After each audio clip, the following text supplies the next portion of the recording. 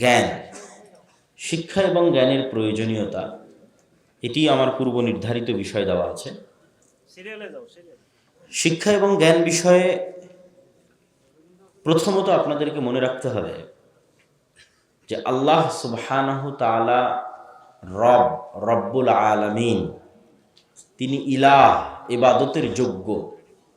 তো আল্লাহকে চিনতে চাইলে আল্লাহর গুণগুলো জানতে হবে। আল্লাহর গুণগুলো আল্লাহর শক্তি এবং ক্ষমতার প্রমাণ বহন করে। তো আল্লাহ সুবহানাহু তাআলার কোনো গুণ খারাপ নয়। আল্লাহ সুবহানাহু তাআলার সকল গুণ উঁচু। ওয়ালিল্লাহিল আসমাউল হুসনা, আল্লাহর নাম সর্বোত্তম, আল্লাহর গুণ সর্বোত্তম। তা এখন আল্লাহ যদি নিজেকে বলে যে আমি আলিম, আমি মহাজ্ঞানী, তাহলে আপনি বলেন জ্ঞানী হওয়া খারাপ না ভালো? তাহলে আমরা শুরু করেছি কি দিয়ে? মহিলাদের প্যান্ডেলেও উদাত্ত আহ্বান জানাচ্ছি আপনাদের এই সহযোগিতার কার্যক্রমে অংশ নেওয়ার জন্য। তো আল্লাহ সুবহানাহু তাআলা জ্ঞানী। আমরা প্রথম বাক্য নির্ধারণ করেছি যে আল্লাহর কোনো গুণ খারাপ নয়, আল্লাহর সব গুণ শ্রেষ্ঠ। তখন আল্লাহ নিজের ক্ষেত্রে বলতেছে যে আমি সবার চেয়ে বেশি জ্ঞানী। তাহলে এবার বলেন জ্ঞানী হওয়া ভালো না খারাপ? জ্ঞানী হওয়া ভালো। কেন না পৃথিবীর আসমান জমিন এবং তার মধ্যে যা কিছু আছে তার মধ্যে সবচেয়ে জ্ঞানী কে? সবচেয়ে জ্ঞানী আল্লাহ নিজেই। এবার আসেন, আল্লাহ যত সৃষ্টিজীব সৃষ্টি করেছে তার মধ্যে আপনারা সবাই জানেন আশরাফুল মাখলুকাত হচ্ছে মানুষ। তো মানুষ যে আশরাফুল মাখলুকাত হলো, সেটা কি দিয়ে মানুষ আশরাফুল মাখলুকাত হলো? আল্লাহ সুবহানাহু ওয়া তাআলা ফেরেশতাদের ডাক দিয়ে বলছেন, ওয়াইজ ক্বালা রাব্বুকা লিল মালাইকাতি ইন্নী জাইলুন ফিল আরদি খলিফা ক্বালু আতাজআলু ফিহা মান ইয়াফসিদু ফিহা ওয়া ইয়াসফিকুদ দিমা ওয়া নাহনু নুসাব্বিহু বিহামদিক ওয়া নুকদ্দিসু লাক। আল্লাহ ফেরেশতাদের ডাক দিয়ে বললেন, আমি দুনিয়াতে মানুষ সৃষ্টি করতে চাই। ফেরেশতারা বলল, আল্লাহ দুনিয়াতে এমন কাউকে সৃষ্টি করবেন যারা মারামারি করবে, গন্ডগোল করবে, ফিতনা ফাসাদ করবে। আমরা তো আপনার তাসবিহ পড়ার জন্য আছি, আমরা তো আপনার প্রশংসা এবং জিকির করার জন্য আছি। আল্লাহ বললেন, ইন্নী আ'লামু মা লা তা'লামুন, ফেরেশতারা আমি যা জানি তোমরা তা জানো না। তাহলে ফেরেশতা বেশি জ্ঞানী হলো না আল্লাহ বেশি জ্ঞানী হলো? তো আল্লাহ নিজের কাছে সিদ্ধান্ত রেখে নিচ্ছেন ফেরেশতাদেরকে এই কথা থ্রো করে যে ফেরেশতা তোমরা কি করো না বলেন তো? জানো না। ফেরেশতারা কি করে না? জানে না। আর আল্লাহর কাছে কি আছে? জ্ঞান আছে, তিনি জানেন। ফলত সিদ্ধান্ত কোনটা সঠিক সেটা আল্লাহ নিতে পারবে। তাহলে আল্লাহ সুবহানাহু ওয়া তাআলা ফেরেশতাদের জানিয়ে দিলেন যে ফেরেশতারা আল্লাহর চেয়ে কম জ্ঞানী। এবার ফেরেশতারা এটা স্বীকারও করবে যে তারা আল্লাহর চেয়ে কম জ্ঞানী, পুরোটার ভিত্তি জ্ঞানের উপর। এবার আল্লাহ সুবহানাহু ওয়া তাআলা আদম আলাইহিস সালাতু ওয়াস সালামকে সৃষ্টি করলেন, ওয়া আল্লামা আদামাল আসমাআ কুল্লাহা। তারপরে আদম থেকে নিয়ে কিয়ামত পর্যন্ত যত জিনিস পৃথিবীতে আসবে, এসেছে, অতীতে চলে গেছে, ভবিষ্যতে আসবে, সবগুলোর জ্ঞান আদম আলাইহিস সালামের ব্রেনে ছিল। মানুষের পক্ষে ক্যামেরা তৈরি করা অসম্ভব যদি এই ক্যামেরার জ্ঞান বাপের ব্রেনে না থাকতো। ও কোত্থেকে বের করে নিয়ে আসবে? মানুষের পক্ষে মোবাইল কম্পিউটার তৈরি করা অসম্ভব যদি এটার জ্ঞান আদমের ব্রেনে না থাকতো। এটা লজিক্যালি সম্ভব নয়। তাহলে মানুষ অতীতে যা আবিষ্কার করেছে, ভবিষ্যতে যা আবিষ্কার করবে, সবগুলোর জ্ঞান পিতার ব্রেনে আছে। যুগের প্রয়োজনে ওই পর্দাটা খুলে গেছে। আদম আলাইহিস সালামের ব্রেন থেকে কপি হতে হতে হতে হতে হতে হতে আমার ব্রেনেও আছে। আমি যখন ওই সমস্যায় পড়ব তখন ওই পর্দাটা খুলে যাবে। মানুষ যখন বৈদ্যুতিক চাহিদায় পড়ে গেছে তখন বিদ্যুতের রাস্তা আল্লাহ তৈরি করে দিয়েছে মানুষের জন্য। মানুষের যখন উড়ার দরকার হয়েছে তখন উড়ার ব্যবস্থা করে দিয়েছে। যুগের চাহিদা অনুযায়ী, মানুষের চেষ্টা অনুযায়ী ওই পর্দাটা খুলে যাবে। কিন্তু ওইটা আগে থেকেই বাপের ব্রেনে আছে, বাপের ব্রেন থেকে ট্রান্সফার হতে হতে হতে হতে এখন আপনাদের ব্রেনেও আছে, আপনার ছেলের ব্রেনেও যাবে, এভাবে যেতেই থাকবে। আরও কত কি কিয়ামত পর্যন্ত আবিষ্কার হবে আল্লাহ জানে। ওয়া আল্লামা আদামাল আসমাআ কুল্লাহা। তো ফেরেশতারা তো এগুলো কোনোদিন দেখেইনি। তারপরে ফেরেশতাদেরকে ডাক দিয়ে বললেন, বলো তোমরা কি জানো এগুলো কি কি কি কাজে লাগে? তখন ফেরেশতারা বললেন, সুবহানাক, লা ইলমা লানা ইল্লা মা আল্লামতানা। আবার জ্ঞানের গুরুত্ব। ফেরেশতারা বলছে, হে আল্লাহ, আপনি মহাপবিত্র, আপনি না শিখালে আমরা শিখব কোত্থেকে? আমরা অতটুকুই জানি যতটুকু আপনি জানিয়েছেন। বলেন আল্লাহু আকবার। লা ইলমা লানা ইল্লা মা আল্লামতানা, অতটুকুই জানি আল্লাহ যতটুকু আপনি জানিয়েছেন। তখন এবার আল্লাহ সুবহানাহু ওয়া তাআলা আদমকে বললেন, বলো আদম, এগুলো কি? তো আদমকে তো আল্লাহ আগে থেকে জ্ঞান দিয়ে রেখেছে। তখন আদম আলাইহিস সালাতু ওয়াস সালাম এগুলো সবগুলোর বিস্তারিত বিবরণ দিয়ে দিলেন। তাহলে জ্ঞানে ফেরেশতাদের চেয়ে কে এগিয়ে গেল বলেন তো? আদম আলাইহিস সালাম এগিয়ে গেল। এবার জ্ঞানের সম্মানে, জ্ঞানের শ্রেষ্ঠত্বে, জ্ঞানের স্বীকৃতিতে আল্লাহ বললেন, ওয়াইজ কুলনা লিল মালাইকাতি ইসজুদু লি আদম ফাসাজাদু ইল্লা ইবলিস। এইটা কিন্তু কে নূরের তৈরি সেটার শ্রেষ্ঠত্ব নয়, কে আগুনের তৈরি সেটার শ্রেষ্ঠত্ব নয়। এই জন্য ইবলিসের প্রশ্নই রং, ইবলিসের প্রশ্নই ভুল। ইবলিস প্রশ্ন করতেছে যে আল্লাহ, আমি আগুনের তৈরি, ও মাটির তৈরি, ওকে কেন সিজদা করব? আরে আদম, তোমার যে জ্ঞানী বেশি, এই জন্য সিজদা করবা। সৃষ্টি তো তুমি আগুনের হয়েছে, ফেরেশতা নূরের হয়েছে।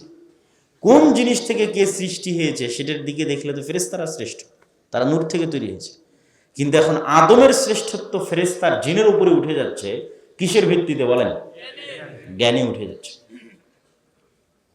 আল্লাহ সুবহানাহু ওয়া তাআলা ফেরেশতাদের বললেন, ফেরেশতা তোমরা সিজদা করো আদমকে, না জ্ঞানে ও সেরা। তাহলে আমাদের প্রথম লজিক ছিল আল্লাহর যত গুণ আছে সব গুণ শ্রেষ্ঠ গুণ।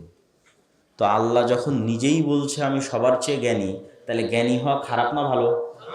জ্ঞানী হওয়া ভালো। দুই, এবার আদম আলাইহিস সালাতু ওয়াস সালামকে আল্লাহ সুবহানাহু ওয়া তাআলা ফেরেশতা এবং জিনদের উপর প্রাধান্য দিয়ে দিলেন কিসের ভিত্তিতে? জ্ঞানের ভিত্তিতে। তাহলে কিয়ামত পর্যন্ত আদম সন্তান যত জ্ঞান অর্জন করবে তত উপরে উঠবে, এটা কমন লজিক। যত জ্ঞান শিখবে তত ক্ষমতা, রাজত্বে, সম্মানে উপরে উঠবে। এভাবেই পৃথিবীকে সেট আপ করা আছে। আর জ্ঞানে যত পিছিয়ে থাকবে তত ক্ষমতা, সম্মান এগুলোতে পিছিয়ে থাকবে। যেমন আল্লাহ সুবহানাহু ওয়া তাআলা পবিত্র কোরআন মাজিদের একটা আয়াতে বলছেন, ইয়ারফাউল্লাহুল্লাযীনা আমানু মিনকুম ওয়াল্লাযীনা উতুল ইলমা দারাজাত। আল্লাহ তোমাদের মধ্যে কাদেরকে সম্মানিত করেছে জানো? তোমাদের মধ্যে যারা ঈমান এনেছে তাদেরকে সম্মানিত করেছে, আর তোমাদের মধ্যে যারা জ্ঞানে এগিয়ে গেছে ওদেরকে আল্লাহ সম্মানিত করেছে। তাহলে জ্ঞানে এগিয়ে থাকা সম্মানের মূল ভিত্তি। ইন্নামা ইয়াখশাল্লাহু মিন ইবাদিহিল উলামা। আল্লাহ সুবহানাহু তাআলাকে সবচেয়ে বেশি ভয় করে জ্ঞানীরা। মসজিদে যখন জামাত শুরু হবে, ইমামকে নির্ধারণ হবে, তখন রাসূল সাল্লাল্লাহু আলাইহি ওয়াসাল্লাম বলছেন, আ'লামুহুম, তোমাদের মধ্যে যে কোরআন এবং হাদিস সম্পর্কে বেশি জানে সেই ইমাম হবে, সেই নেতা হবে। আল্লাহ সুবহানাহু তাআলা যখন তালুতকে নেতা বানালেন, বনী ইসরাইলদের একটা কওম যাদেরকে জেরুজালেম থেকে বের করে দেওয়া হয়েছিল, তো তারা পুনরায় জেরুজালেমে ফিরতে চাইতো। তো তারা তাদের নবী শামুইলের কাছে গিয়ে বলল যে আমাদের একজন নেতা দেন। তখন আল্লাহ বলল, ঠিক আছে, তালুতকে তোমাদের নেতা বানিয়ে দিলাম।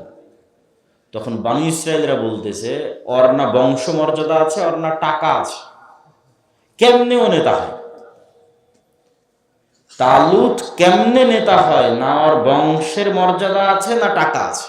তখন আল্লাহ কোরআনে বলছে যে আমরা তালুতকে বাসতাতান ফিল ইলমি ওয়াল জিসম, তালুতকে নেতা বানিয়েছি দুইটা কারণে। এক, তালুত তোমাদের যে জ্ঞানী বেশি, বলেন আল্লাহু আকবার। আর তালুতের শারীরিক সক্ষমতা তোমাদের চেয়ে বেশি, যুদ্ধ করতে পারবে। বাসতাতান ফিল ইলমি ওয়াল জিসম। তাহলে জ্ঞানী না হলে নেতা হওয়া যায় না। আর এখন মানুষ টাকা দিয়ে মনোনয়নপত্র কিনে নেবে, সেই নেতা। নেতৃত্বের দুইটা ক্রাইটেরিয়া আছে, এই দুইটা ক্রাইটেরিয়া ফিল আপ না করতে পারলে সে নেতা নয়। নেতৃত্বের এক নম্বর ক্রাইটেরিয়া হচ্ছে ওকে সত্যবাদী, ন্যায়পরায়ণ হতে হবে। নেতৃত্বের দুই নম্বর ক্রাইটেরিয়া হচ্ছে ওকে জ্ঞানী হতে হবে। তাহলে 1 নম্বর ক্রাইটেরিয়া সত্যবাদী, ন্যায়পরায়ণ, আমানতদার।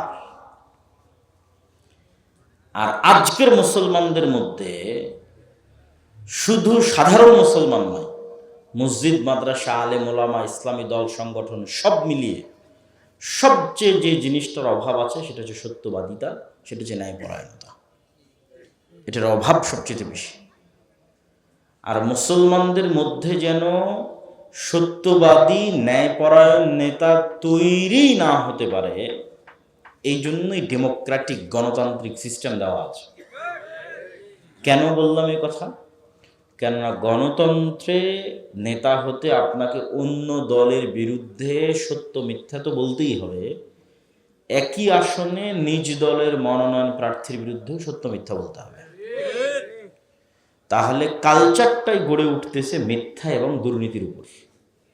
আর যখনই একজন ব্যক্তি মিথ্যা বলে ফেলতেছে এবং দুর্নীতি করে ফেলতেছে, তখন আল্লাহর দৃষ্টিতে, ইসলামের দৃষ্টিতে নেতৃত্বের ক্রাইটেরিয়া থেকে বাতিল, ওর আর নেতা হওয়ার কোনো সুযোগ নেই। এবং মক্কার কাফের মুশরিকরা পর্যন্ত এই গুণে আজকের মুসলমানদের চেয়ে ভালো ছিল। আজকের মুসলমানেরা গোলাম আছে শুধু এই কারণে, এই দুইটা কারণে, যে দুইটা কারণে বলতে কেন, গোলামের অল্টারনেটিভটাই হচ্ছে নেতা, গোলামের বিপরীতটাই নেতা। হয় আপনি নেতা, না হয় গোলাম। তাহলে আপনার নেতৃত্বের যোগ্যতা যদি না থাকে, আপনি গোলাম অবস্থায় আছেন। তো আজকের বর্তমান বিশ্বের মুসলমানেরা গোলাম অবস্থায় আছে এই দুইটা কারণে। এক, নেতৃত্বের 1 নম্বর ক্রাইটেরিয়া তারা ফুলফিল করতে পারতেছে না, যেটাতে মক্কার কাফের মুশরিকরা তাদের চেয়ে গিয়েছিল। যেমন মক্কার একজন কাফের মুশরিক নেতা আবু তালেব, আল্লাহর নবীর চাচা। সে মুশরিক, মূর্তি পূজক, কিন্তু মিথ্যুক। আবু তালেব মিথ্যুক? কেউ বলতে পারবে না, হিস্ট্রিতে নাই, ওদের রক্তের মধ্যেই নাই, বলবে কিভাবে? আবু তালেব দুর্নীতিবাজ, কারো টাকা মেরে নিয়েছে? ওদের রক্তের মধ্যেই নাই দুর্নীতি করা। আব্দুল মুত্তালিব এবং আব্দুল মুত্তালিবের সন্তানদের রক্তের মধ্যেই দুর্নীতি করা নাই। কেন? এটা নেতৃত্বের প্রথম গুণ। সে মুশরিক হতে পারে। এই জন্য আবু তালেবের ছেলে আলী, চতুর্থ খলিফা রাদিয়াল্লাহু তাআলা আনহু, আবু তালেবের ছেলে যখন মুসলমান হয়ে গেছে, তখন বিশ্বের নেতা। কেন? নেতৃত্বের মূল ক্রাইটেরিয়া তো আগে থেকে ফিল আপ আছে, শুধু তাওহীদটা ছিল না।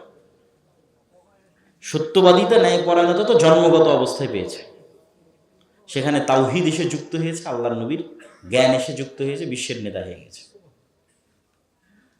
আবু সুফিয়ান মহা বড় কাফের মুশরিক নেতা, আল্লাহর নবীর সাথে সবগুলো যুদ্ধে এই পারের নেতা মুহাম্মদ সাল্লাল্লাহু আলাইহি ওয়াসাল্লাম, ওই পারের নেতা আবু সুফিয়ান। উহুদের যুদ্ধে এই পারের সেনাপতি মুহাম্মদ সাল্লাল্লাহু আলাইহি ওয়াসাল্লাম, ওই পারের সেনাপতি আবু সুফিয়ান। খন্দকের যুদ্ধে এই পারের সেনাপতি মুহাম্মদ সাল্লাল্লাহু আলাইহি ওয়াসাল্লাম, ওই পারের সেনাপতি আবু সুফিয়ান।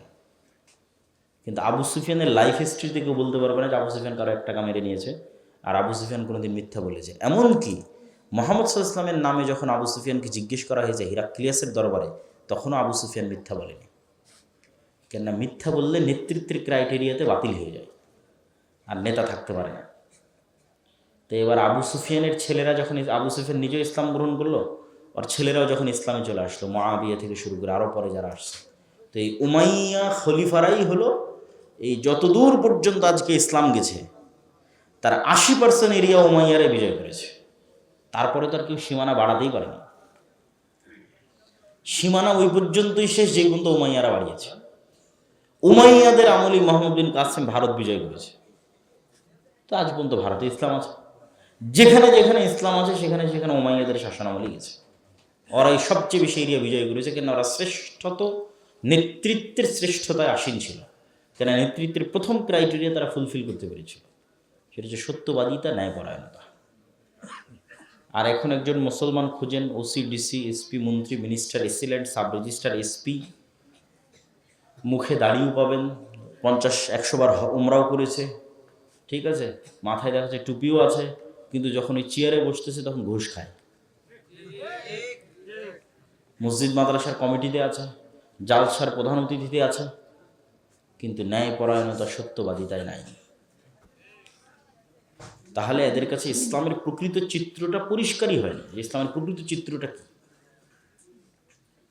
এবং এরা ইসলামের বাহ্যিক আমলগুলোকে ধোঁকা দেওয়ার জন্য ব্যবহার করতেছে। নিজেকে ধোঁকা, আল্লাহকে ধোঁকা, মানুষকে ধোঁকা, তিনটে ধোঁকা। যে আমি বাহ্যিকভাবে নামাজ পড়ে, বাহ্যিকভাবে হজ উমরা করে, বাহ্যিকভাবে দাড়ি টুপি দিয়ে আমি নিজেকে ধোঁকা দিব, আল্লাহকে ধোঁকা দিব, মানুষকে ধোঁকা দিব। কিন্তু ঈমান মানেই তো সত্যবাদিতার উপর দাঁড়িয়ে থাকা। লা ঈমান আল ঈমান লা আমানাত লাহু। যার আমানত নাই, যার ন্যায়পরায়ণতা নাই, ওর অন্তরে ঈমানও নাই। ঈমানটাই আসল। আপনি ইউরোপ আমেরিকা যান, লন্ডন যান, সেখানে গিয়ে দেখেন যে সবচেয়ে বেশি 2 নম্বরই কাগজপাতি, 2 নম্বরই আবেদন, ভুয়া মিথ্যা তথ্য দিয়ে কারা নাগরিকত্ব এবং ডকুমেন্টস নিয়ে দেখবেন মুসলমানেরা 1 নম্বরে। অথচ সবাই দেখবেন মসজিদে গিয়ে নামাজ পড়তেছে। তাহলে তাদের কাছে ইসলাম কি, এটা এখনো পরিষ্কার না। তারা মনে করেছে বাহ্যিক আমলগুলো দিয়ে আমরা নিজেরাও ধোঁকা দেবো, মানুষকে ধোঁকা দেবো, সবাইকে ধোঁকা দেবো। কিন্তু বলবো মিথ্যা, করবো অন্যায়, দুর্নীতি, হারাম। অথচ ওটাই ইসলাম। আগে ওটাই পূরণ করতে হবে, সেটাই ইসলাম। না হলে নেতৃত্ব আসবে না। এই পয়েন্টে আর একটা কথা বলে আমরা নেতৃত্বে 2 নম্বর গুণে যাব, যেটা আমাদের আজকের বক্তব্যের মূল বিষয়বস্তু, জ্ঞান। দেখেন, বানু ইসরাইলেরা ছিল নবীদের সন্তান, ইব্রাহিম আলাইহিস সালামের সন্তান। যে বানু ইসরাইলের ঘটনায় পবিত্র কোরআনের সূরা বাকারা সহ, সূরা বাকারায় ব্যাপক, আর অন্য সব সূরাতে তো আছে, সবচেয়ে বেশি যে নবীর ঘটনা আলোচিত হয়েছে কোরআনে, সেটা মুসা আলাইহিস সালামের ঘটনা।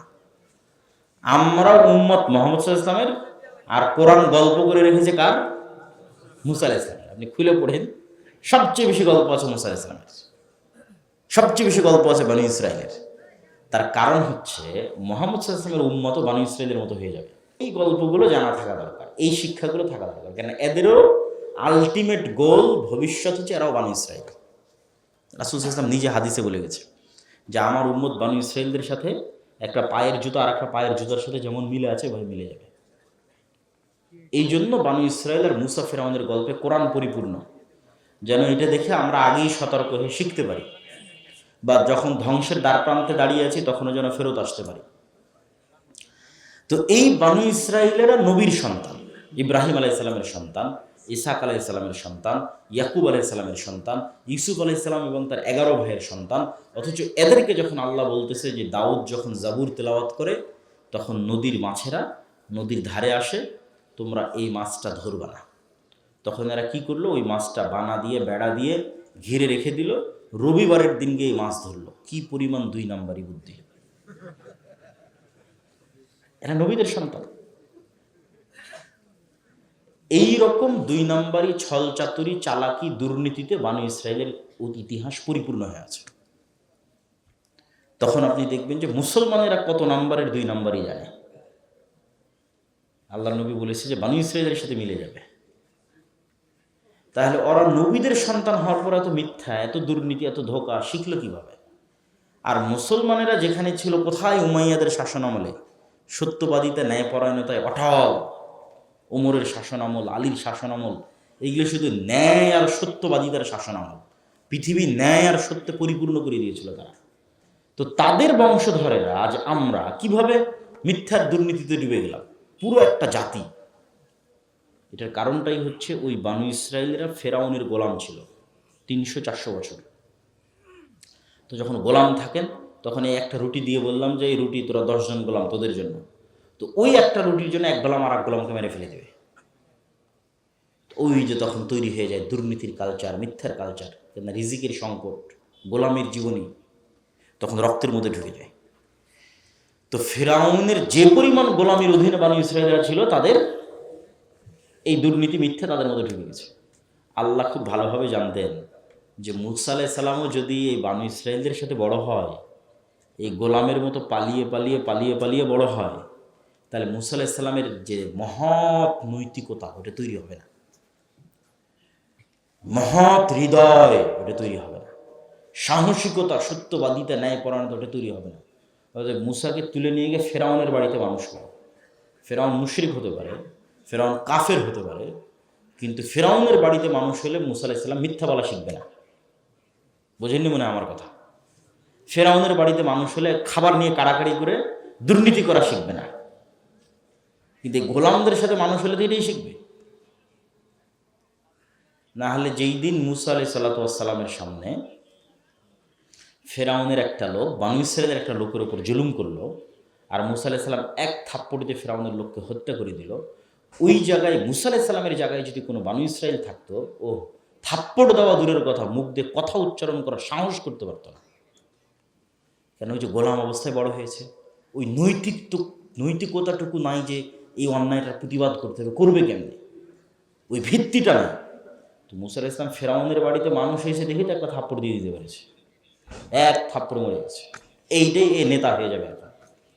এখন মুসা আলাইহিস সালামের মধ্যে নেতৃত্বের গুণ চলে এসেছে, কেননা সত্যবাদিতা এবং ন্যায়পরায়ণতার উপর তার জন্ম হয়েছে, তার বৃদ্ধি হয়েছে। আর আমরা মিথ্যা বলা শিখেছি, দুর্নীতি করা শিখেছি কখন? যখন ব্রিটিশদের গোলাম ছিলাম 190 বছর। ওই স্বভাব এখনো ছাড়তে পারিনি আমরা। সম্মানিত উপস্থিতি, এইটা যতক্ষণ তৈরি না হচ্ছে ততক্ষণ আপনি নেতা হতে পারবেন না। 2 নম্বর নেতৃত্বের গুণ হচ্ছে জ্ঞান। আদম আলাইহিস সালাম জ্ঞানী, আল্লাহ জ্ঞানী, এবং আল্লাহ সুবহানাহু ওয়া তাআলা জ্ঞানীদের নেতৃত্ব দিয়েছেন এবং নেতৃত্ব দেওয়ার কথা বলেছেন, এবং নবীদের ক্ষেত্রেও তিনি জ্ঞানের শর্ত আরোপ করেছেন। আর জ্ঞানে আজকের সমগ্র বিশ্বে সবচেয়ে পিছিয়ে আছে মুসলমানরা। সারা বিশ্বে আমেরিকার তুলনায় বাংলাদেশ কি, সৌদি আরব, মালয়েশিয়া, তুরস্কের মতো দেশ 500 বছর পিছিয়ে আছে। 100-200 বছর না, 500 বছর জ্ঞানে পিছিয়ে আছে। অথচ এই ইউরোপে একসময় জ্ঞানের কিছুই ছিল না, এরা ছিল চাষা ভূষা, অজ্ঞ, মূর্খ। আর জ্ঞানের বাতিঘর ছিল মুসলমানদের কাছে। কর্ডোভায়, স্পেনের শহর কর্ডোভা, আমি গেছি, ঘুরে এসেছি। স্পেনের শহর গ্রানাডা, আল্লাহ যাওয়ার তৌফিক দিয়েছে। সেই কর্ডোভায় গেলে আপনার চোখ ছলছল করবে। এখনো বিশ্বের 3য় বৃহত্তম মসজিদ কর্ডোভার জামে মসজিদ। আর যখন তৈরি হয় তখন বিশ্বের সবচেয়ে বড় মসজিদ ছিল কর্ডোভার জামে মসজিদ। 70,000 মানুষ এক ফ্লোরে সালাত আদায় করতে পারবে। আর সেটাই এখন পৃথিবীর সবচেয়ে বড় গির্জা, নাউজুবিল্লাহি মিন যালিক। যে মসজিদটা ঈসা আলাইহিস সালাম এবং মারিয়াম আলাইহিস সালামের মূর্তিতে পরিপূর্ণ হয়ে আছে। মানুষ ওখানে গিয়ে যে সালাত আদায় করে গ্রেফতার করা হবে। স্পেনে যত গির্জা আছে প্রত্যেকটা গির্জায় মসজিদ। আপনি বাহির থেকে মনে করবেন এর মসজিদ, কেননা মেহরাবের মতো আছে, মিনারের মতো আছে, ভিতরে ঢুকে দেখবেন তো গির্জা। তাহলে ওয়াকফের জমি মুসলমানদের, নির্মাণ হয়েছে মুসলমানদের টাকায়, কিন্তু পরিণত হয়ে আছে গির্জায়। এই কর্ডোভার রাস্তাঘাটগুলো ছিল লাইব্রেরি, জ্ঞান বিজ্ঞান চর্চার কেন্দ্র। হাজার হাজার লাইব্রেরি ছিল, শত শত মাদ্রাসা ছিল। আর স্পেনের ম্যাপ যদি আপনি গুগল ম্যাপে গিয়ে দেখেন তাহলে দেখবেন এটা হচ্ছে ইউরোপের মধ্যে। স্পেনের সীমানার সাথেই লাগিয়ে আছে ফ্রান্সের সীমানা, স্পেনের সাথেই লাগিয়ে আছে ইতালি এবং ফ্রান্স। তো ইউরোপের লোকজন এই স্পেনে আসতো জ্ঞান অর্জন করতে, কেন এটা একটা আরেকটার সাথে লাগানো। বাংলাদেশ থেকে ভারত যাওয়া যেমন, ভারত থেকে বাংলাদেশে আসা যেমন, বাংলাদেশ থেকে পাকিস্তান যাওয়া তেমন, ঠিক তেমনি ফ্রান্স, ইতালি, লন্ডন এগুলো থেকে মানুষ স্পেনে যেত জ্ঞান অর্জন করতে, মুসলমানদের স্পেনে, কর্ডোভা এবং গ্রানাডায়। আর বাগদাদে মুসলমানরা তৈরি করেছিল দারুল হিকমা, যে দারুল হিকমা হালাকু খাঁ, চেঙ্গিস খাঁ জ্বালিয়ে দিয়েছিল। ফোরাত নদীর স্রোত আটকে গেছিল যে দারুল হিকমার বই নদীতে ফেলে দেওয়ার কারণে হালাকু খাঁ এবং চেঙ্গিস খাঁ ধ্বংস করে দিল, কেন ওদের কাছে জ্ঞানের কোনো গুরুত্ব ছিল না। তো মুসলমানদের কাছ থেকে জ্ঞান শিখে গিয়ে ওদের জ্ঞানের চর্চা শুরু হয়েছে। এই জন্য দেখবেন যে বই পুস্তকে, সমাজ বিজ্ঞানে, ইতিহাসে লেখা থাকবে মধ্যযুগীয় অন্ধকার বা অন্ধকারাচ্ছন্ন মধ্যযুগ। এটা ডাহা মিথ্যা কথা।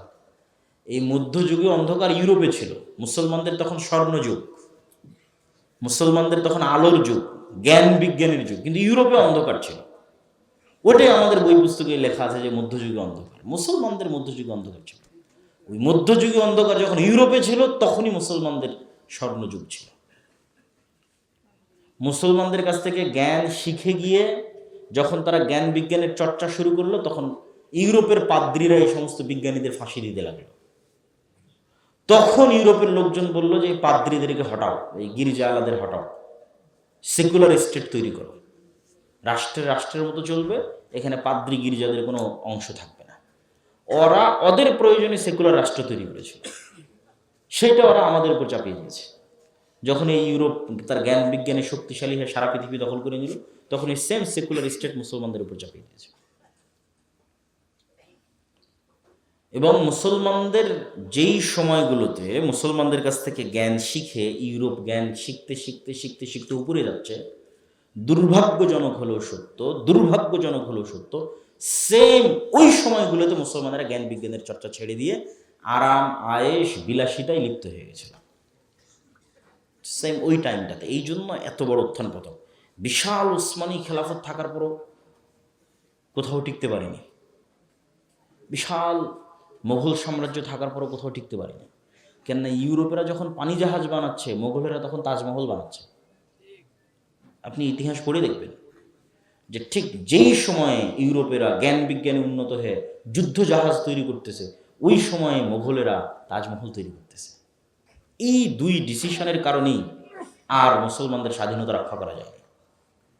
আপনি তাজমহলের জায়গায় একটা বিশ্ববিদ্যালয় বানাতেন, একটা জ্ঞান বিজ্ঞানের গবেষণাগার তৈরি করছেন, তাহলে আর কোনো মতেই যুদ্ধজাহাজ নিয়ে এসে ইস্ট ইন্ডিয়া কোম্পানি কলকাতার পোর্ট দখল করে আর মুম্বাইয়ের পোর্ট দখল করে ভারতকে মুসলমানদের হাত থেকে নিতে পারত না। ওরা যেই পরিমাণ উন্নত অস্ত্রপাতি নিয়ে আসছে, যেই পরিমাণ যুদ্ধজাহাজ নিয়ে আসছে, ওগুলো ছিলই না একদিন। কেন? ওগুলোর পিছনে একটা সময় দেয়। ওরা সব টাকা ব্যয় করেছে আরাম আয়েশ, বিল্ডিং নির্মাণ, বাড়িঘর নির্মাণ, এই বাগান তৈরি, শেষ, মুসলমানদের স্বাধীনতাই শেষ। একই অবস্থা ছিল উসমানীয় সালতানাতের সময়। তাহলে কি দেখা গেল? এখানে আর একটা বিষয় মনে রাখতে হবে, মুসলমানদের কাছে যখন জ্ঞান ছিল, তখন মুসলমানেরা জ্ঞানকে আল্লাহর নিয়ামত মনে করত, সাদাকায় জারিয়া মনে করত। এই জন্য একটা হিন্দুও যদি মুসলমানদের কাছে জ্ঞান শিখতে এসেছে, ইউরোপের খ্রিস্টানরাও যদি জ্ঞান শিখতে এসেছে, মুসলমানেরা ফি সাবিলিল্লাহ জ্ঞান শিখিয়েছে। এই পয়েন্টটা খুব ভালো করে মনে রাখবেন যে ইউরোপেররা মুসলমানদের কাছ থেকে জ্ঞান নিয়ে গেছে কোনো খরচ করা ছাড়াই, ফি সাবিলিল্লাহ। আর আজকে ইউরোপ এবং আমেরিকা যখন জ্ঞানের ভান্ডার পেয়ে গেছে, তখন এরা এই পুরো জ্ঞানটাকে কুক্ষিগত করে ফেলেছে। একটা মাস্টার্সের কোর্স আপনি ইংল্যান্ডে কিনতে যাবেন, 30 লক্ষ টাকা লাগবে এক বছরের। খালি খালি এক বছরের এমনি ফাও মাস্টার্সের কোর্স, তাহলে একটা পিএইচডি কোর্সের দাম কত হতে পারে? এমনি দু একটা নাম কাস্তে স্কলারশিপ দেয়। এরা জ্ঞানকে কুক্ষিগত করে এখন বিক্রি হবে। করোনা ভাইরাস আসছে, কে আগে টিকা বের করবে? ওরা আগে টিকা বের করবে, ওই টিকা তোমাকে কিনতে হবে, এটাই বিজনেস। ওইটা দিবে না যে কিভাবে এটা বানানো যাবে। এক দেশকে আর এক দেশের সাথে যুদ্ধ লাগিয়ে দাও, অস্ত্র কার কাছে? অস্ত্র তো আমার কাছে, আমেরিকা।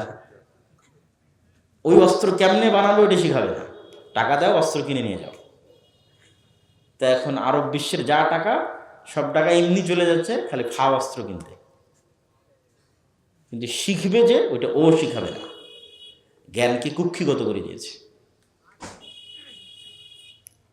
সম্মানিত উপস্থিতি, ফলত অটোমেটিক জ্ঞানের বিজ্ঞানে পিছিয়ে থাকার কারণে মুসলমানেরা পিছিয়ে আছে।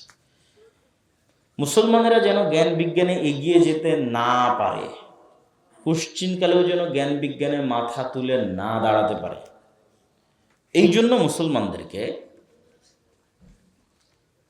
ধ্বংস করার জন্য ইহুদিরা কিছু প্রজেক্ট লঞ্চ করে রেখেছে, যে প্রজেক্টগুলোতে মুসলমানদের ব্যস্ত করে রেখেছে। কিন্তু ইহুদিরা ওগুলো কাজে ব্যস্ত হয় না। সেটার একটা হচ্ছে জুয়া, সেটার একটা হচ্ছে মদ এবং নেশা, সেটার একটা হচ্ছে ক্রিকেট, ফুটবল সহ বিভিন্ন বিনোদনের খেলতামাশা। তারা এগুলোকে প্রমোট করে, তাদের অতিরিক্ত নষ্ট অর্থ দিয়ে পৃথিবীতে চলুক। এই মদ, জুয়া, নেশা, ক্রিকেট, ফুটবল এগুলোর উন্মাদনা না চললে মুসলমানদের সময় নষ্ট হবে কোত্থেকে?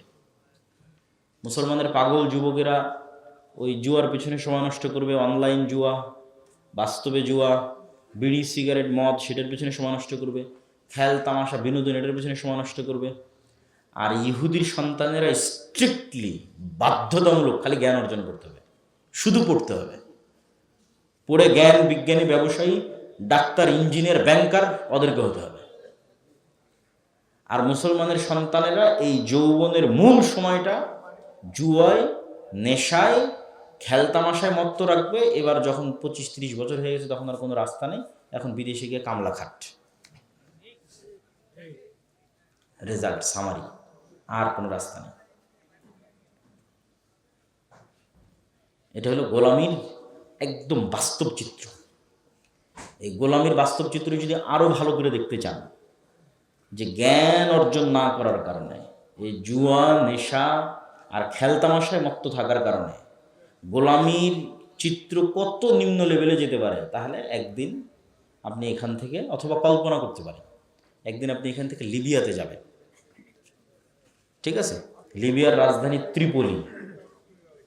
ত্রিপোলিতে অন্তত এরকম কয়েক শত দালাল চক্র আছে, যে দালাল চক্ররা বাংলাদেশের দালালদের সাথে কন্ট্যাক্ট করবে। বাংলাদেশের দালালেরা আবার আপনাদের গ্রামের গঞ্জের ছেলেপেলেদের সাথে কন্ট্যাক্ট করবে, যে 20 লক্ষ টাকা দিব, 25 লক্ষ, 30 লক্ষ টাকা দিব, এখান থেকে পাসপোর্ট করে দুবাই, দুবাই থেকে ত্রিপোলি, ত্রিপোলি থেকে যেভাবেই হোক তোমাকে ইউরোপে ঢুকিয়ে দেওয়া হবে। ইতালি, ফ্রান্স, জার্মানি যেটাতে পারবে সেটাতে ঢুকে যাবে।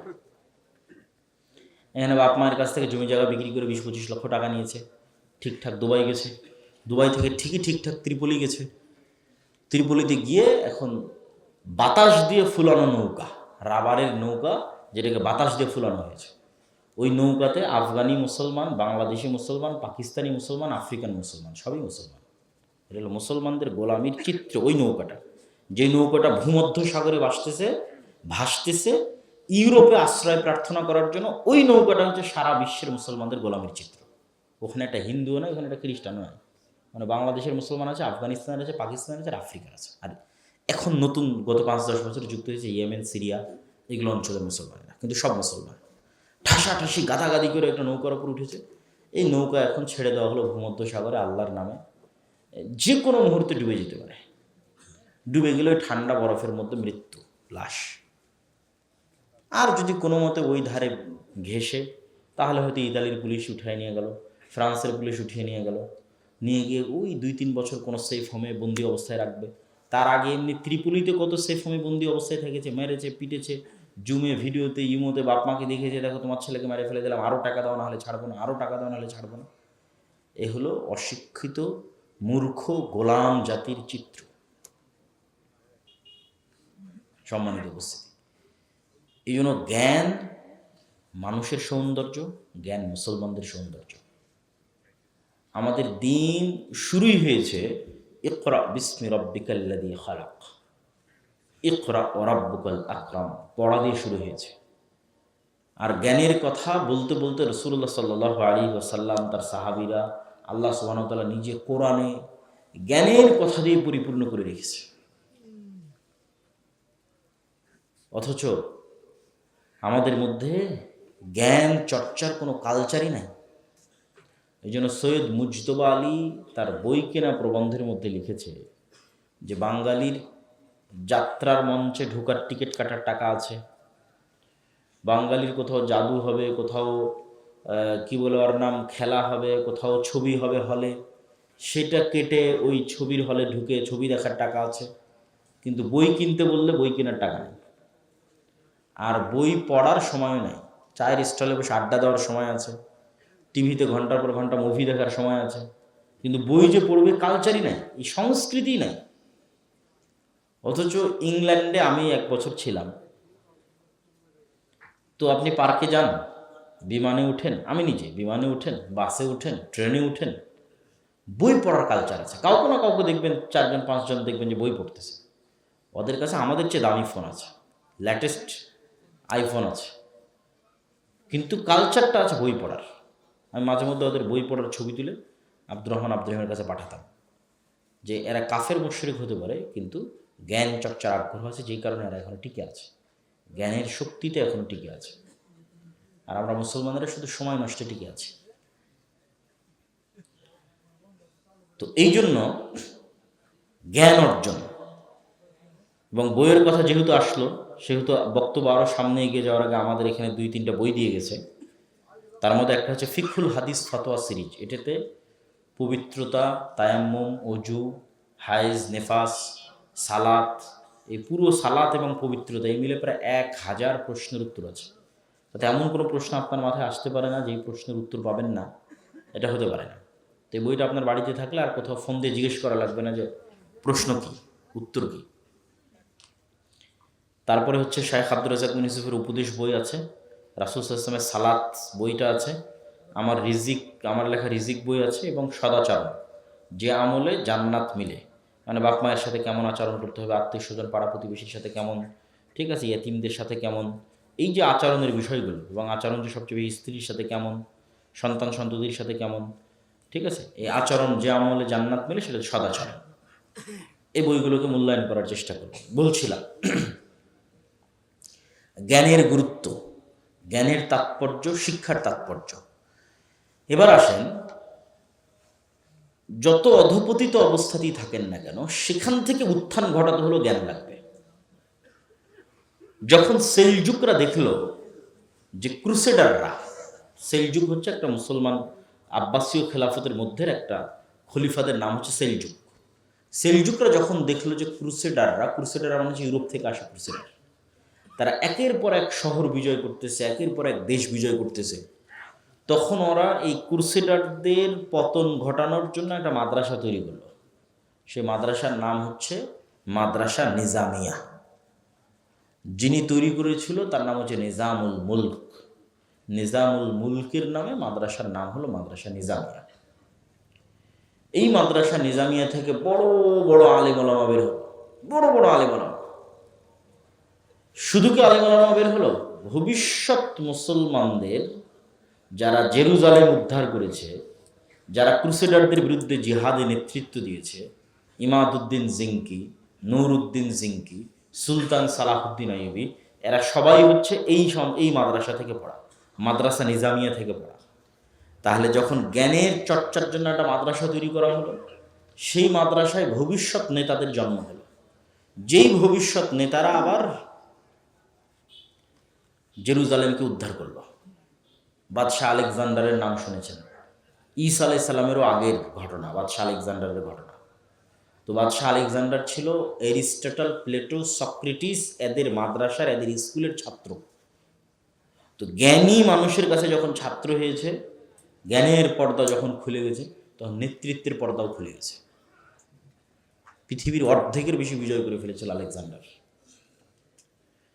আজকের যে ব্রিটিশ বিরোধী আন্দোলন করে আমরা যে স্বাধীন বাংলাদেশে এখন বসবাস করতেছি, ন্যূনতম যতটুকু স্বাধীনতা ভারতের কাশ্মীরের মুসলমানদের তুলনায় আমরা একটু বেশি পাই, অথবা ভারতের যে কোনো অঞ্চলের মুসলমানদের তুলনায় বাংলাদেশে বসে যতটুকু স্বাধীনতা আপনি ভোগ করেন, এই স্বাধীনতাটাও ব্রিটিশ বিরোধী আন্দোলনের সময় মুসলমানেরা চিন্তা করেছিল, আল্লাহ রহম করুক, শাহ ওলিউল্লাহ মুহাদ্দিস দেহলভির উপর, যিনি এই শিরক বিদআতে পরিপূর্ণ, কুসংস্কারে পরিপূর্ণ। বাদশাহ আকবর তো ধ্বংস করে দিয়েছিল ইসলামকে। বাদশাহ আকবর দ্বীনে ইলাহি প্রজেক্ট লঞ্চ করেছিল খালি হিন্দুদের সাথে মুসলমানদের মিক্সিং করার জন্য। শ্রী চৈতন্যর প্রজেক্ট শুধু এসেই ছিল হিন্দু আর মুসলমানদের মধ্যে কালচারাল মিক্সিং করো। যেখানে এমনিতেই হিন্দুদের সংখ্যা বেশি, এমনি মুসলমানেরা নিজ ইমান আকীদা নিয়ে বাঁচার কথা নয়, সেখানে মুসলমান শাসকই চেষ্টা করতেছে হিন্দু আর মুসলমানের সংস্কৃতির মধ্যে মিল তৈরি করতে হবে। ফলত মুসলমান সমাজ শিরক বেদাত কুসংস্কারে ডুবে গেছে, ধ্বংস। তখন শাহ ওলিউল্লাহ মুহাদ্দিস দেহলভি দেখলো যে একে তো মোগল বাদশারা, তারা একে তো না জ্ঞানের চর্চা করতেছে, আর একদিকে মুসলমানদের দিনদারিতা শেষ। তখন শাহ ওলিউল্লাহ মুহাদ্দিস দেহলভি দেখলো এটার একটাই রাস্তা, জ্ঞান। জ্ঞানের বাতি যদি আমি না জ্বালাই, তাহলে ভারতের মুসলমানদের ভবিষ্যৎ নাই, শেষ। 190 বছর ব্রিটিশদের জুলুমের পর আর 70 বছর যাবৎ ভারতের জুলুমের পর এখনো যদি মুসলমানেরা ন্যূনতম টিকে থেকেছে, তাহলে এটা শাহ ওলিউল্লাহ মুহাদ্দিস দেহলভির ওই জ্ঞানের বাতি দিল্লিতে বসে জ্বালিয়েছিল। সৌদি আরব থেকে, মক্কা থেকে জ্ঞান অর্জন করে কুতুবে সিত্তার দার্স দেওয়া শুরু করেছিল। তারপরে শাহ ওলিউল্লাহ মুহাদ্দিস দেহলভির ছাত্র তার নিজের ছেলে আব্দুল আজিজ মুহাদ্দিস দেহলভি, আব্দুল আজিজ মুহাদ্দিস দেহলভির ছাত্র শাহ ইসহাক মুহাদ্দিস দেহলভি, ইসহাক মুহাদ্দিস দেহলভির ছাত্র মিয়া নাজির হোসেন দেহলভি, যার প্রায় 1.5 লক্ষের অধিক সারা ভারত, পাকিস্তান, বাংলাদেশে যার ছাত্র ছিল মিয়া নাজির হোসেন দেহলভী। এখনো আফগানিস্তান থেকে শুরু করে একদম আরাকান পর্যন্ত যত জায়গায় দেখবেন আহলে হাদিস মসজিদ আছে, আহলে হাদিসের দাওয়াত আছে, নিশ্চিত থাকেন ওই জায়গাতে মিয়া নাজির হোসেন দেহলভীর ছাত্র ওখান থেকে দিল্লিতে জ্ঞান অর্জন করতে গেছে, নাজির হোসেনের কাছে জ্ঞান নিয়ে সেখানে ফিরে গেছে। তো এই যে শাহ ওলিউল্লাহ মুহাদ্দিস দেহলভী জ্ঞানের চর্চা শুরু করলো, তৎকালীন ভারতে কোরআনের অনুবাদই হয়নি। কল্পনা করেন, কেউ জানতো না কোরআন পড়া, যে কোরআন যে জ্ঞান শিখবে এটা কেউ জানতো না। প্রথম শাহ ওলিউল্লাহ ফার্সিতে কোরআন অনুবাদ করেছে, যে মুসলমানদের কোরআন শিখাতে হবে। মুয়াত্তা মালিক অনুবাদ করেছে, মুসলমানদের হাদিস শিখাতে হবে, না হলে এরা জীবনও ব্রিটিশদের বিরুদ্ধে ফাইট দিতে পারবে না যদি জ্ঞান না থাকে। তারপরে ওই শাহ ওলিউল্লাহ মুহাদ্দিস দেহলভীর পৌত্র মানে পোতা শাহ ইসমাইল শহীদ প্রথম ব্রিটিশদের বিরুদ্ধে জিহাদের ঘোষণা দিল। যদি জ্ঞানটা ওখানে না আসতো, এটা অসম্ভব যে জ্ঞান না থাকলে কিভাবে শাহ ইসমাইল শহীদ ব্রিটিশদের বিরুদ্ধে জিহাদের ঘোষণা দেবে। শাহ ইসমাইল শহীদের বই যদি এখনো আপনি পড়েন, আপনার গায়ের লোম খাড়া হয়ে যাবে। তাকবিয়াতুল ঈমান, তাওহীদের উপর, যখন ভারত উপমহাদেশে মোহাম্মদ বিন আব্দুল ওয়াহাবের কিতাবুত তাওহীদ আসেনি, যখন মদিনা ইসলাম বিশ্ববিদ্যালয় তৈরি হয়নি, যখন এত মসজিদ মাদ্রাসা ছিল না, এত কেউ আকীদা তাওহীদের দার্স দিত না, সেই কোথায় 250-300 বছর আগে শাহ ইসমাইল শহীদ তাওহীদের উপর এই মানের বই লিখেছে, শিরকের বিরুদ্ধে। তারপরে গোটা ভারত দাওয়াতি সফরের উপর দাওয়াতি সফর, দাওয়াতি সফরের উপর দাওয়াতি সফর। উনি গোপেন ঘোষণা দিয়েছে, শিরক বেদাত থেকে যতক্ষণ মুসলমানেরা মুক্ত না হচ্ছে ততক্ষণ মুসলমানদের বিজয় সম্ভব নয়। গোটা ভারতে দাওয়াতি সফর দিয়েছেন সৈয়দ আহমদ বেরেলভী এবং শাহ ইসমাইল শহীদ। তারপরে ওই যে আস্তে আস্তে মাদ্রাসা তৈরির সিলসিলা শুরু হলো, কওমি মাদ্রাসা যেগুলোকে আমরা বলছি, তথা জনগণের টাকায় বেসরকারি যে মাদ্রাসা, যেগুলো এখনো টিকে আছে। এই মাদ্রাসাগুলোর কারণেই এখনো পাকিস্তান, ভারত, বাংলাদেশে ইসলামটা টিকে আছে। না হলে স্পেন থেকে যেভাবে মুসলমানেরা একদম সাফা হয়ে গেছে, এই ভারত উপমহাদেশ থেকে মুসলমানেরা জিরো হয়ে যেত, জিরো, যদি এই জ্ঞানের চর্চাগুলো তৈরি না হতো। সম্মানিত উপস্থিতি, তাহলে আপনি যদি এখন যেখানে দাঁড়িয়ে আছেন এখান থেকে আরো বেশি বিজয় অর্জন করতে চান, আরো জ্ঞানের দরকার, আরো জ্ঞানের চর্চার দরকার। যারা নতুন যুগের চাহিদা অনুযায়ী নতুন জ্ঞান বিজ্ঞানের আলোকে মুসলমানের সন্তানদের জ্ঞান এবং বিজ্ঞান, জেনারেল শিক্ষা, ইসলাম শিক্ষা, দ্বীন শিক্ষা, সকল দিক থেকে উন্নতি ঘটিয়ে একটা নতুন বিপ্লবের রাস্তা তৈরি করবে, এইটা আপনি শিক্ষা প্রতিষ্ঠান ছাড়া করতে পারবেন না। এবং আমরাও এই জ্ঞান কেন্দ্রিক বিপ্লব তৈরি করার জন্য যে কয়েকটা প্রতিষ্ঠান নিয়ে কাজ করতেছি, সেই কয়েকটা প্রতিষ্ঠানের একটা হচ্ছে আদ-দাওয়া ইলাল্লাহ। আপনাদের গ্রামগঞ্জের যত মক্তব আছে, যে কোনো মক্তবের শিক্ষক জামিয়া সালাফিয়া ডাঙ্গিপাড়া, পবা, রাজশাহীতে গিয়ে ট্রেনিং নিতে পারে। 1 সপ্তাহের ট্রেনিং, যাতায়াত খরচও আমাদের, থাকা খাওয়া খরচও আমাদের, সিলেবাসও আমাদের। আমি নিজে লিখেছি যে একটা গ্রামের মুসলমানের সন্তানকে দিনের মৌলিক জ্ঞান কিভাবে দেওয়া যায়, ওইটাকে মাথায় রেখে বইটা লেখা আছে, তালিমউদ্দিন, আদর্শ শিক্ষা। এবং ওইটার উপর শিক্ষকের ট্রেনিং দেওয়া হয়। এই 1 ঘন্টার বক্তব্য আমি আপনাদের কি শিখাবো? আমি এই ধরনের প্রোগ্রাম ব্যক্তিগতভাবে পছন্দ করি না, মনে শান্তি পাই না। কিন্তু আমাদের এই সিলেবাসের আলোকে এই নলডাঙ্গা, এই বাগমারা, এই পুঠিয়ায় যদি একটা বক্তব্য চলে, তাহলে ওই সকালবেলা যদি 20টা বাচ্চাও ওই বই থেকে পড়ে, ওখান থেকে কোরআন শিখে, ওটার সাদাকায় জারিয়া আমার কাছে যাবে না? যাবে না? যাবে। এটাই তো শান্তি, এটাই তো প্রশান্তি। আলহামদুলিল্লাহ, এই কাজে আপনাদের যুক্ত হতে হবে, একদম শিক্ষার গোড়ায় হাত দিতে হবে। মসজিদে আপনারা টাইলস লাগাচ্ছেন, মসজিদের নামে জালসা করছেন, মসজিদে ফ্যান লাগাচ্ছেন। আমি তো বলতে বলতে এই পর্যন্ত বলেছি যে মসজিদের টাইলস খুলে বাজারে বিক্রি করে, ফ্যান আর এসি খুলে বাজারে বিক্রি করে একজন ভালো মানের মক্তবের শিক্ষকের বেতনের ব্যবস্থা করে। সমাজ পরিবর্তন হবে, দেশ পরিবর্তন হবে, জাতি পরিবর্তন হবে।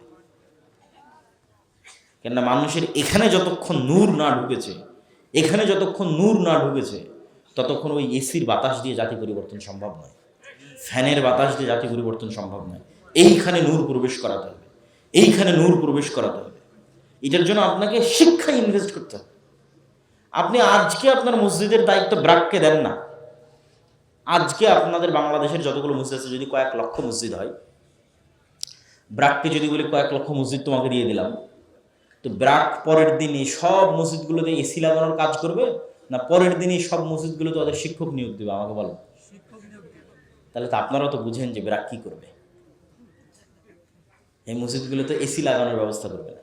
ওই মসজিদ যদি 5 টাকা থাকে মসজিদের ফান্ডে, ওই 5 টাকা দিয়ে আগে শিক্ষার ব্যবস্থা করবে, যে গান শিখাও, নাচ শিখাও, ওই 5 টাকা দিয়ে, মানে ওর যেটা শেখানোর দরকার সেটা শেখাও। তাহলে আপনি কেন বুঝতেছেন না যে শিক্ষা আগে, শিক্ষা ইনভেস্ট আগে, শিক্ষার পিছনে টাকা বিনিয়োগ আগে। মানুষ যত জায়গায় টাকা ব্যয় করে তার মধ্যে সবচেয়ে দামি জায়গা টাকা ব্যয় করার, সেটা হচ্ছে শিক্ষা, জ্ঞান। এটা নিজের পিছনে বিনিয়োগ। আপনারা যারা এমনি আছেন, ব্যবসা বাণিজ্য কৃষিকাজ, আপনাদের উচিত বই পড়ার অভ্যাস থাকা। এটা আপনার নিজের পিছনে বিনিয়োগ। যে যত বই পড়বে ওর টাকা এমনি তত বেশি হবে, কেন ওর সিদ্ধান্ত তত ভালো হবে, ও তত উন্নত আধুনিক চিন্তা করতে পারবে। আমাদের 2 নাম্বার প্রতিষ্ঠান